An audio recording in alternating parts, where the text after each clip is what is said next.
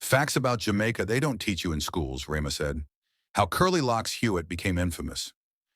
In the months following a peace treaty brokered between politically warring factions in the capital, armed political enforcers from both sides turned their attention and energies to staging daring bank and payroll robberies in various sections of the city. Their favored mode of transport were Honda 354 and Honda 50 motorcycles. Powerful handguns, revolvers, machine guns, and M16 rifles were also part of the bank robbers' survival kit. During the years leading up to the 1980 elections, arsenals of guns and ammunition flowed into the island through the island's porous coastline and the unseeing eyes of corrupt and fearful customs officials. Lured by the glamour and ill-gotten gains of the bank robbers in the area, Hewitt put down his Bible and joined their ranks. It was then that he was given the moniker, Curly Locks, which had nothing to do with him being a Rastafarian, but because of his straight Indian hair. The gangster quickly learned that dishing out death and other forms of cruel punishment with impunity was the formula to gaining notoriety in the criminal underworld. One of his first brushes with the brutality of life in a political garrison came during the attempt by the government to evict residents of Rima for the non-payment of rent. On February 2nd, 1977, government bailiffs, police officers, and an angry mob of younglists converged on the 7th Street border and attempted to chase out the Rama residents under the watchful eye of Member of Parliament Anthony Spalding. Spalding's Ministry of Housing had a year earlier approved the eviction of tenants for the non-payment of rent. Despite efforts by some cops on the scene to disperse the invaders, the mob, which included several gunmen, stormed the community.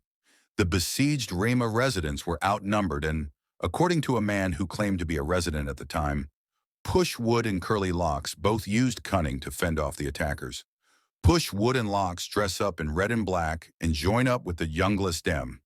When them go into the building, them start stab man and push them in corners inside the buildings, the man said. 8 people were reportedly killed by the Rama defenders, resulting in the abortion of the eviction attempt by JDF soldiers, who trained their weapons on the armed invaders who came scurrying out of the building with their hands above their heads. One man was killed after he failed to stop and hand over his weapon to the soldiers. Dressed in a bush jacket and knitted cap, a defeated Spalding left the scene. Commenting on the botched eviction attempt, retired Justice Ronald Small described the incident as a horrible stain on this nation's history. With the death of Push Wood, his second in command, Curly Locks grabbed the leadership reins of the Rama 13 gang. Included among the ranks of the fearsome gang were men known as Bigness, Pearl Harbor, Little Jack, Steeler, Mutt, Peasy, 39, Riley, and Bobo Charles. The gang was known to stage multiple robberies, and each member was sometimes armed with 2 guns or more, police said. Many persons inside Rama and outside the garrison community met their deaths at the hands of the Rama 13. But Curly Locks' lust for blood earned him the respect of his counterparts, Claudius Massop and his successor, Lloyd Lester Coke, better known as Jim Brown, from Tivoli Gardens. There are many stories about his cruelty. For example, Curly Locks, in a jealous rage, was reported to have shot and injured one of his women before impregnating her sister months afterwards.